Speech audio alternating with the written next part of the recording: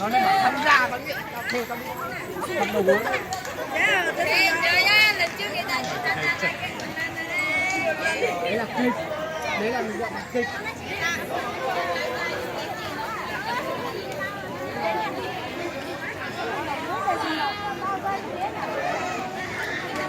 Sau đây tất cả các đội ở vào từ anh em nhé.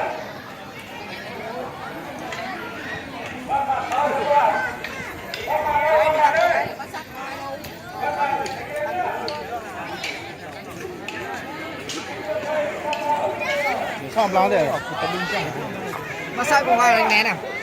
Đánh né này có chứ. Mỗi tội là đéo có. Mới huyện là có một đôi thôi mà. Thời gian này đứng này đi nhá. Phượng Khương.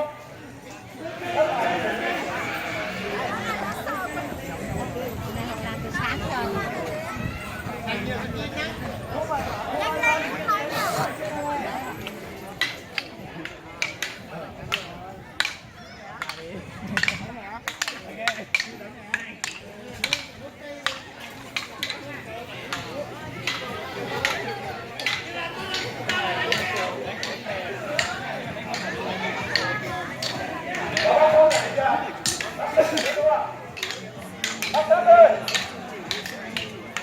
Có bác Sơn ở đấy không? Bác Hà đâu á?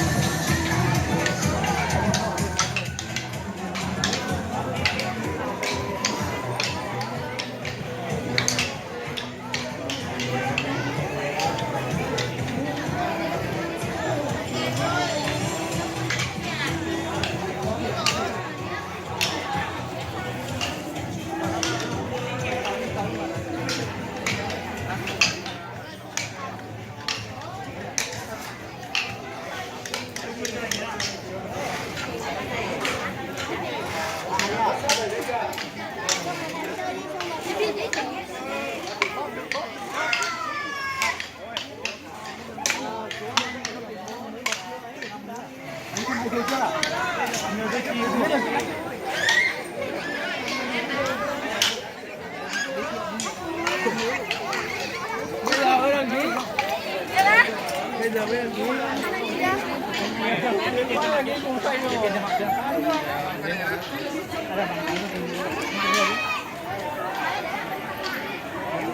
anh Lên từ lúc nào rồi?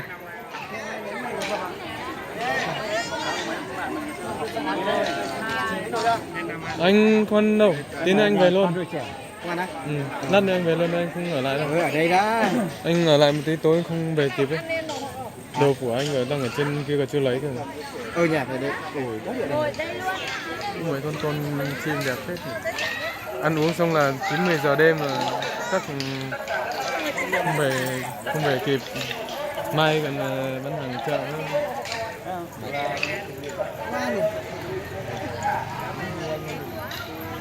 Thì các chú đi cứ chơi đi, thời gian có mà. Hả? Ai gọi? Làm gì có thấy ai gọi gì đâu. Chắc không có gì đâu mà.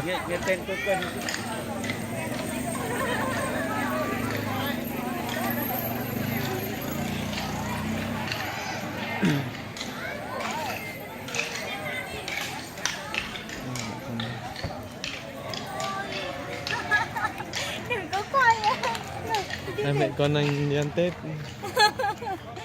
Đi mình đi về đi. Ừ, lát nữa. Đói rồi. Đói rồi á?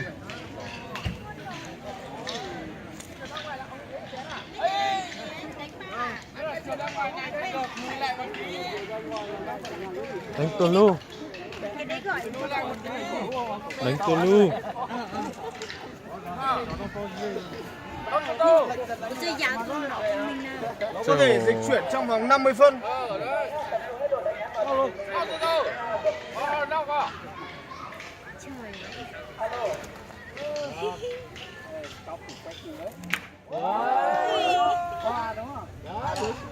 Trời ơi, chị nhìn. Xoắn dây nhá. Nhá xoắn dây nhá. Ông mìn cứ trường lắm.